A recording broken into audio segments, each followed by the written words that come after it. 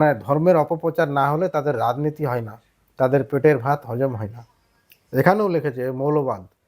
মৌলবাদটা কী জিনিস? মৌলবাদ আর হিন্দুত্ববাদ দুটাই এক। আপনি মুসলিম যদি হন, আপনার মধ্যে যদি মৌলবাদ থাকে, আপনি সমাজের মধ্যে চলতে পারবেন না। আপনি যদি হিন্দু হন, আপনার মধ্যে যদি কট্টর হিন্দুত্ববাদী হয়, আপনিও চলতে পারবেন না। আপনাদেরকে ঘরে ঢুকে থাকতে হবে।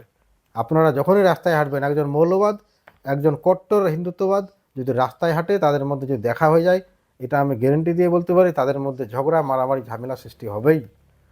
এরা সমাজের অচল, এরা সমাজের অক্ষম ব্যক্তি। এই দুটাকেই অ্যাভয়েড করে চলা দরকার।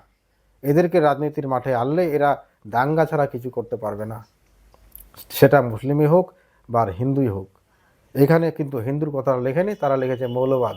এখানে মুসলিমদের ধরতে হবে, কারণ যেহেতু এখানে আমাদের ভোট, মুসলিমদেরকে খারাপ করে ভোটটা নাও, তাদের তো কাজে এগুলো।